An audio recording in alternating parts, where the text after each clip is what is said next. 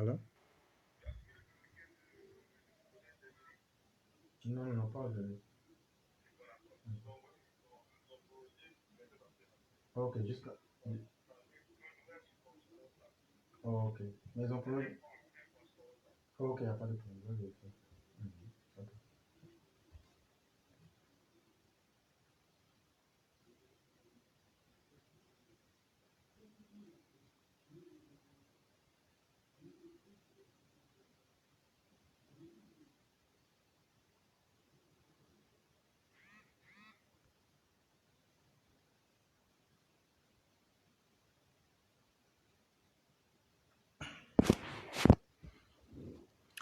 Mesdames et messieurs, bonsoir. C'est encore un plaisir renouvelé que d'être avec vous, afin que nous puissions partager les nouvelles du pays et nous informer mutuellement. Et comme je le dis, ici, ce qui prévaut, c'est la force des arguments, c'est la qualité des idées que nous distribuons entre nous et surtout, nous essayons d'apporter notre part de contribution en termes d'idées et de réflexion à la progression de la nation. Et malheureusement, avant de commencer, je dirais comme ça qu'il y a une petite mauvaise nouvelle qui est que c'est moi, Éclaireur Pro Vérité, qui a eu la primeur d'annoncer sur les réseaux sociaux que l'animal qui se faisait appeler la guêpe est activement en fuite et elle ne réside même plus là où elle a l'habitude d'être, c'est-à-dire aux États-Unis, parce qu'elle se cache et donc les temps sont devenus très durs pour eux. Mais vous vous souvenez qu'il y a pratiquement 6 mois, j'avais dit que le monde deviendrait petit pour ces bandes de chacals sans queue. Et ce n'est que le premier processus. Et vous vous souvenez, la semaine dernière, il y a quelqu'un qui me demandait dans les commentaires où on en est avec les cyberactivistes qui résidaient aux États-Unis. Je peux vous assurer que nous avions mis plusieurs choses en place, mais je ne voulais pas encore en parler aux uns aux autres. Et ce n'est que la première phase de ce que nous pouvons mettre en place qui a commencé comme ça. Et donc, à ceux qui voudraient demander plus de détails, je dis malheureusement, on a eu un impératif. Dès que je postais la nouvelle qu'elle est en fuite activement, automatiquement, pour des raisons inconnues, mon compte a été bloqué. Et donc, c'est de façon détournée que nous avons encore accès à la page et nous arrivons à faire l'émission. Et je vous dis, la vérité n'a pas deux noms. La vérité, c'est cette chose-là qui passe en tout temps et en tout lieu, mais qui n'est jamais dépréciée. Et nous allons toujours continuer à dire la vérité. Nous allons toujours continuer à informer le peuple et à aussi apprendre auprès de tout un chacun.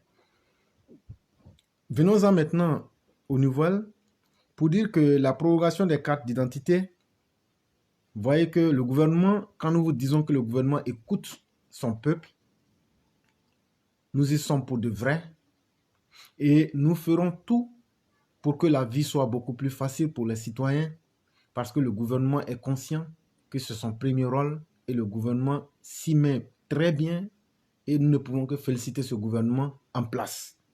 Et nous avions, en tant que population, demandé sur notre plateforme à ce que les cartes d'identité de 2009 qui auraient dû expirer normalement à partir du 30 juin 2021, le gouvernement, dans son conseil des ministres de ce jour, a pris la décision que les anciennes cartes d'identité que nous avons, c'est-à-dire les cartes d'identité Gbagbo que nous avons eu à effectuer en 2009, ces cartes d'identité vont rester valides jusqu'au 31 décembre 2021. Et là, nous disons au gouvernement merci. Nous disons à tous ceux qui ont contribué à ce que cette demande que nous avions eu à effectuer soit devenue une réalité. Et quand nous vous disons que lorsque nous parlons à ce gouvernement, il nous écoute, cher peuple, nous devons être fiers de notre gouvernement et nous devons être fiers de l'ONESI et nous devons être fiers de Sitioni, même si au départ nous n'étions pas les meilleurs amis, pour les critiques que j'ai eu à porter. Et bien, c'était ce qui était intéressant. Ici, sur cette plateforme, nous portons des critiques constructives et je puis vous assurer, M. Sitioni, et en même temps le gouvernement de la Côte d'Ivoire, c'est vous qui sortez grandi de cette situation parce que vous venez de faire montre d'une grande générosité et de votre capacité à écouter le peuple. Et nous ne pouvons vous dire que merci, merci infiniment à vous c'est vraiment chose extraordinaire. Et nous continuons toujours. Malheureusement, je n'arrive pas à avoir de commentaires. Je ne sais pas la raison qui fait cela.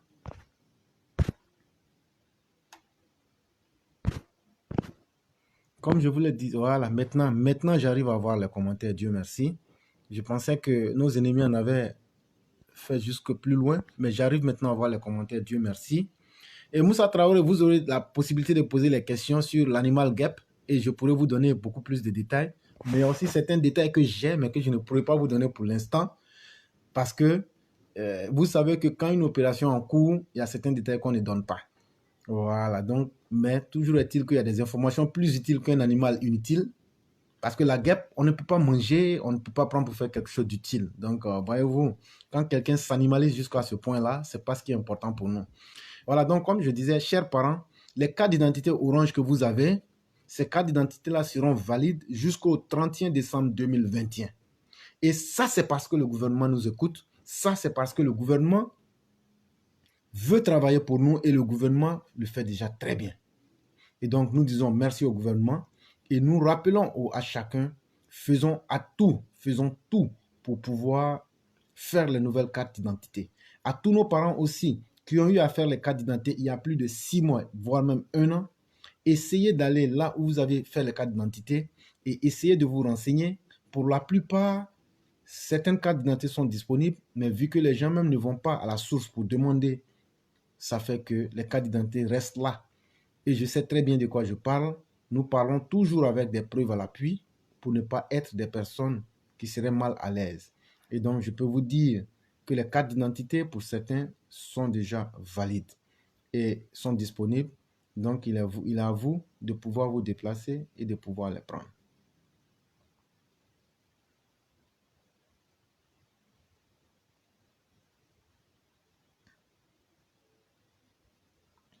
Le premier sujet de la journée que nous allons vous lire aujourd'hui concerne le retour de Laurent Gbagbo et surtout le changement de posture de ces personnes-là qui étaient dans une logique de négationnisme, mais qui aujourd'hui tendent à comprendre que la réalité n'est pas en leur faveur et que la modestie et la prise de conscience est cette réalité qui s'impose à tous les Ivoiriens.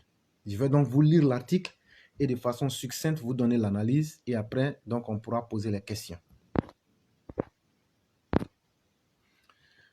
En tournée pour le retour de Laurent Gbagbo, Katina martèle: respectons les victimes, elles sont de toutes les parts. Justin Katina Koné, accompagné de Frank Anderson Kwasi, poursuivent leur tournée dans les médias locaux afin que la presse puisse prendre part à la cérémonie du retour annoncé de Laurent Gbagbo en Côte d'Ivoire. Après une tournée chez les confrères, le porte-parole de l'ancien détenu de la prison de Schnevegen à La Haye aux Pays-Bas a tenu à faire cette précision. Monsieur Laurent Gbagbo sera en Côte d'Ivoire. C'est pour cela que je suis venu vous dire qu'il faut faire de cela un point focal, un point important de la réconciliation en Côte d'Ivoire. Son retour n'est pas une victoire d'un camp contre un autre, mais un gain pour la Côte d'Ivoire, a fait savoir l'exilé du Ghana. Il a ensuite révélé que le plus important pour lui, c'est la dimension politique qui est liée au retour de son mentor et d'ajouter: nous sortons d'une crise. Il y a des ressentiments de part et d'autre. Mais ce qu'il y a lieu de retenir des cas de figure, c'est que les blessures étant de part et d'autre, dans un élan de solidarité, dans une approche collective et participative, nous devrons soigner nos plaies. Respectons les victimes. Elles sont de toutes les parts. Il y en a même des victimes anonymes. Respectons les victimes. La plus petite des victimes mérite notre considération et notre respect. Les regards sont toujours tournés vers Bruxelles, où réside l'ancien chef d'État ivoirien, afin de savoir la date exacte de son retour au pays après 10 ans d'absence.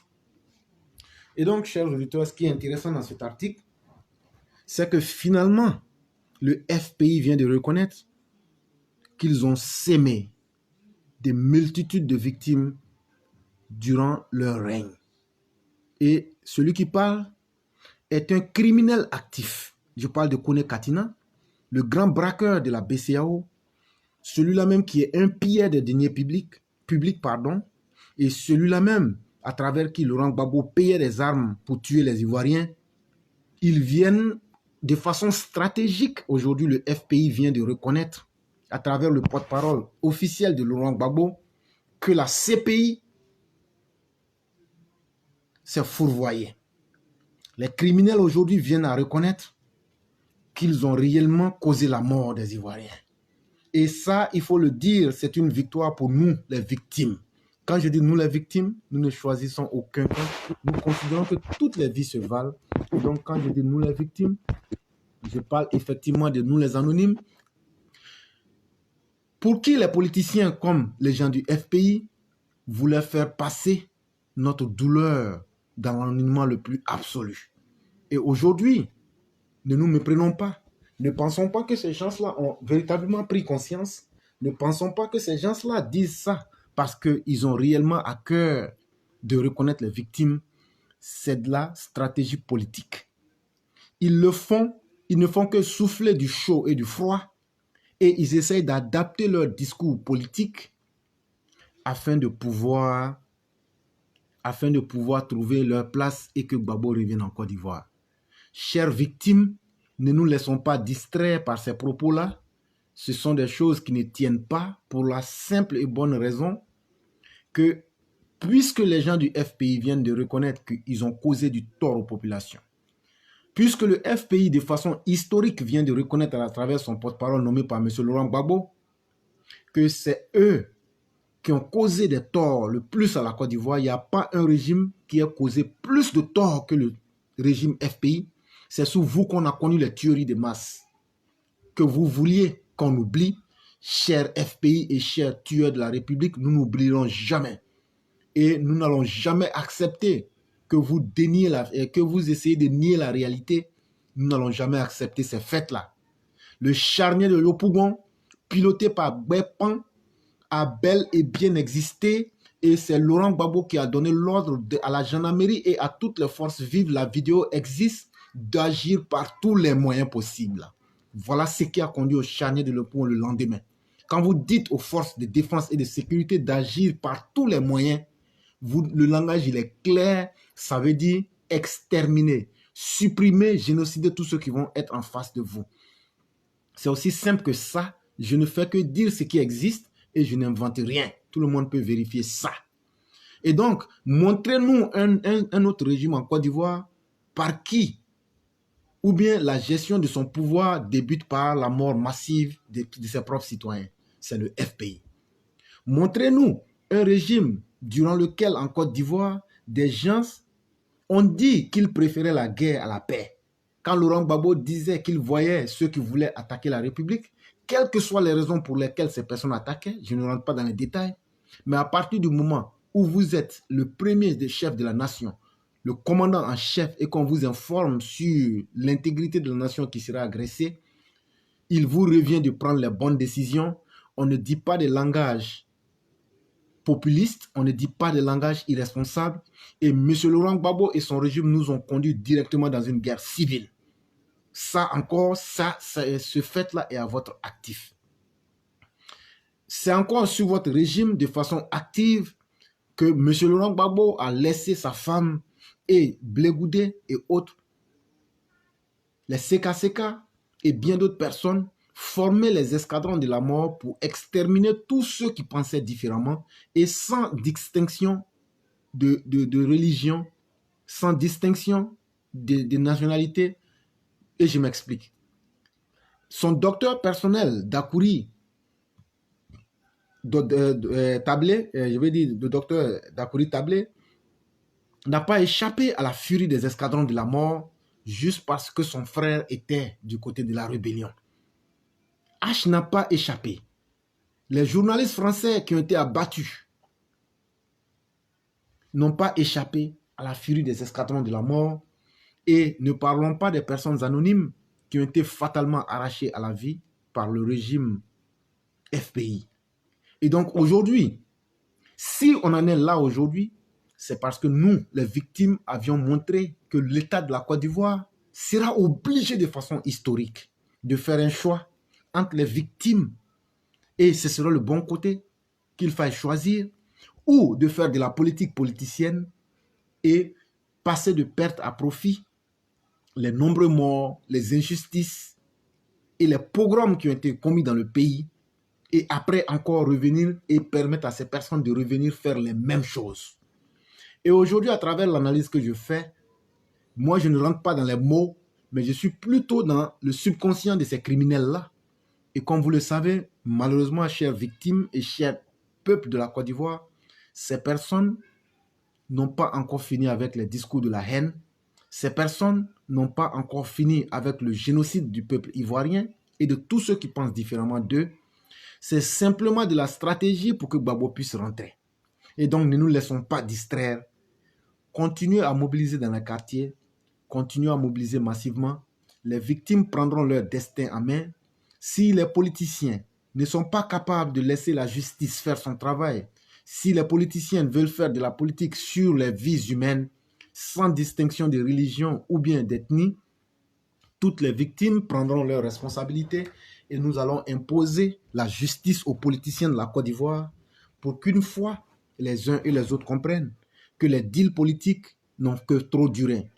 Les copinages pour essayer de nous ramener toujours dans le cycle infernal des fatalités qui conduisent à la mort des innocents et des plus défavorisés du peuple doit cesser en Côte d'Ivoire et partout en Afrique. C'est vraiment très important. Et voilà encore un même schéma qui est en train de se profiler au Mali, où Assimi Goïta joue directement du théâtre comme Guy Robert.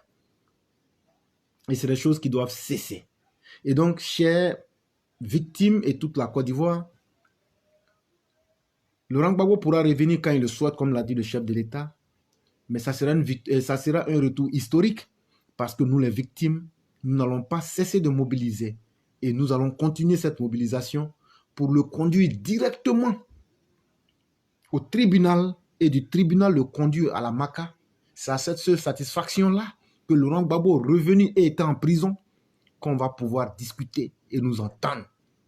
Et pourquoi je dis que le FPI est toujours dans une logique guerrière et une logique meurtrière, de façon très active depuis plus de 2 semaines, il nous revient, chers partisans du FPI, vous êtes en train d'activer vos réseaux d'anciens mercenaires, c'est-à-dire les jeunes miliciens, vous êtes en train de les activer. Et si vous voulez que je vous donne des preuves, je vais citer. Vous êtes en train de n'en faire derrière à Bobo, et vous êtes en train de faire la même chose à Bangourou. Nous savons, je sais qu'il y a plusieurs points, mais nous préférons vous dire avec des preuves à l'appui que nous savons ce que vous faites.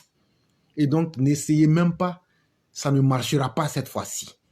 Et sachez que, comme disait quelqu'un, nous serons dans vos côtes et nous allons être la pire des calamités pour vous cette fois-ci. Si le malheur, vous ne l'avez jamais connu, cette fois-ci, nous allons vous faire regretter l'objectif ou bien la raison qui vous a fait exister sur Terre. Cher FPI, je crois qu'un temps, la prise de conscience doit s'imposer à tous. Les Ivoiriens n'ont plus besoin de violence. Les Ivoiriens n'ont plus besoin de politiciens irresponsables comme Laurent Gbagbo. Les Ivoiriens veulent et aspirent à un développement et à un progrès social. C'est de ça qu'il s'agit. Gbagbo ne représente rien, que ce soit de par le passé ou même dans le présent. Il a eu une gestion calamiteuse, une gestion approximative des choses de l'État. Il n'a fait que mettre la vie des Ivoiriens en danger. Et donc, ce n'est pas avec gloire et ce n'est pas avec satisfaction qu'il doit rentrer. Il a un compte à rendre. Et ce compte-là, je ne parle pas pour un camp ou pour l'autre. Je parle pour tous ceux qui ont été des victimes. Vous conviendrez avec moi qu'il est temps que les Ivoiriens, toutes tendances confondues, on en arrive à mettre fin au cycle des impunités. C'est vraiment très important. Et donc, chers parents et chères victimes qui vous mobilisez partout à travers le monde, continuez à vous mobiliser, continuez à faire le travail que nous avons déjà commencé depuis belle lurette. Et donc, nous allons imposer la réalité de la justice à la justice ivoirienne et aux politiciens ivoiriens. Parce que trop, c'est trop. Et donc, il y a le deuxième sujet qui est le retour de Laurent Gbagbo. Le RHDP, invité à se joindre au comité national d'accueil, les pro-Gbagbo attendent la réponse du parti au pouvoir. Et donc, ça, nous le vivons comme de l'insulte. Parce que Laurent Gbagbo, pour nous, est le symbole même du pire. Et comment dire au RHDP de se joindre à un criminel?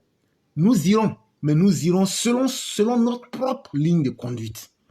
Vous n'avez pas à vous inquiéter. Nous n'irons pas en tant que RHDP, nous n'irons pas en tant que politiciens, nous irons accueillir Laurent Gbagbo en tant que victime. Ce que vous voulez faire, c'est une stratégie de diversion. Pour dire on associe tout le monde, mais comment voulez-vous que je tombe amoureux de mon violeur? Comment voulez-vous qu'une femme qui a été violée, une femme qui a été amputée, une personne qui a été éventrée, qui a été arrachée à la vie, puisse aller accueillir son bourreau et applaudisse? Et donc, ça prouve que vous voulez encore narguer les gens. Vous pensez que nous sommes encore en 2010 où vous pouviez vous permettre de faire n'importe quoi et partout et vous restiez sans conséquences. Je crois que ce temps-là est révolu. Et aujourd'hui, Gbagbo sera accueilli et il sera cueilli. C'est de ça qu'il s'agit. Et nous ne parlons pas de RHDP. Nous disons à tous les Ivoiriens de sortir pour l'accueillir. Et pour rappel de l'histoire, souvenez-vous comment vous avez imposé une ligne de conduite au président Alassane Dramane Ouattara. Vous savez ce que vous aviez fait. Vous avez même dit au président, il n'y aura pas d'accueil public. Il n'y aura pas. Voilà le chemin que nous te donnons pour prendre. C'est la même chose que nous allons faire pour Laurent Gbagbo. Si nous voulons être gentils avec vous, ça sera la même chose que nous allons vous réserver. Mais si nous avons la date de l'arrivée de Laurent Gbagbo, nous irons en masse et par millions en tant que des victimes, avec les conséquences visibles sur nos corps pour accueillir Laurent Gbagbo et lui dire « Tu as été la pire des calamités, comme je le disais, pour la Côte d'Ivoire, et il est temps que tu puisses prendre conscience et que tu puisses faire ton mea culpa et arrêter de narguer le peuple ivoirien parce que trop, c'est trop. » Et donc, nous allons toujours continuer avec les différents sujets. Comme je le disais, les sujets aujourd'hui sont variés et je vais essayer d'être un peu bref pour permettre aux uns aux autres de pouvoir poser des questions. Et malheureusement, si vous voulez poser des questions aujourd'hui, essayez de vous abonner au site. Je vais mettre le nom parce que dès que j'ai dit que l'animal guêpe a fui les États-Unis, comme je le disais pour ceux qui viennent d'arriver, ils ont bloqué ma page, mon profil sans raison. Et donc, pour ceux qui veulent, j'ai mis un nom. Vous partez sur cette page, vous vous abonnez et vous appelez directement. Je pense que si cette stratégie marche, vous pourrez donc appeler et vous pourrez parler. Et donc, vous partez sur Osnis Koufi et vous essayez de vous abonner et vous appelez pour ceux qui savent. Et vous pourrez appeler et donner vos avis ou bien poser vos questions. Maintenant, dans le pire des cas, ceux qui veulent poser des questions par écrit, qui peuvent, vous le faites directement et nous allons le faire jusqu'à ce que notre page puisse être débloquée. Et donc, chers auditeurs, soyons satisfaits, comme je vous le disais. La vérité étant de notre côté, c'est nous qui avons l'esprit tranquille et nous ne nous reprochons rien. Et donc, nous sommes à l'aise dans ce que nous disons et nous n'allons jamais céder même un pouce face aux criminels parce que la Côte d'Ivoire n'a que trop souffert et il est temps que cette Côte d'Ivoire-là, tous les enfants du pays puissent se réunir, parler le langage de la fraternité et essayer d'évoluer et faire table rase des prêcheurs de la haine ou bien de toutes ces personnes-là qui veulent catégoriser la Côte d'Ivoire. Et donc, je vais m'arrêter là. Malheureusement, je ne sais pas si, comme je l'ai dit, si vous pouvez vous connecter à Osnis Koufi et vous appeler à partir de ce moment, vous abonner sur ce profil-là. Et donc, vous pourrez certainement appeler et poser vos questions. Mais si tel n'est pas le cas, vous pouvez directement poser vos questions ici et nous allons les répondre. Et donc, globalement, pour revenir en arrière, les sujets du jour, je sais comme vous le voulez, c'est d'abord l'arrestation programmée de l'animal guêpe par la CIA. Et je vous l'ai dit, il y a pratiquement 2 ou 3 semaines que nous étions en train de travailler là-dessus. Il n'y a pas de problème. Il est facile de parler. Et nous nous attendions à ça. Mais je vous assure que le vrai travail va commencer. Et ne soyez pas surpris de la suite des événements. Il ne sera rien. Le criminel ne reconnaîtra jamais ses crimes. Et donc, ne soyez pas impressionnés. Continuons à faire ce que nous avons à faire. Continuons à faire ce que nous avons à faire. C'est vraiment le plus important pour nous. Voilà. Et donc, il y a aussi l'analyse que j'ai portée sur les partisans du FPI qui veulent narguer le peuple en pensant que Gbagbo est aussi important que ça. Or, Gbagbo représente la pire des calamités, pire que les 7 fléaux d'Égypte. Et les gens veulent nous faire passer de perte à profit la présence de cet individu-là. Nous n'allons pas entrer dans ce jeu-là. Ça n'engage que eux, mais sachez qu'ils ont leur cellule de désinformation. Ils peuvent dire ce qu'ils veulent dire, mais aujourd'hui, nous avons des preuves que les jours ne seront pas reluisants pour eux. Et donc, c'est ce qui est important. On est dans un monde où chacun est libre de parler, mais on sait aujourd'hui où la pression se trouve et qui est obligé de se cacher. Je ne donnerai pas beaucoup plus de détails sur ça, mais vous verrez beaucoup de choses. Voilà. Et donc, ceux qui veulent poser des questions, vous pouvez les poser directement par message. Vous pouvez les poser par message et je vais essayer de répondre. Ou bien,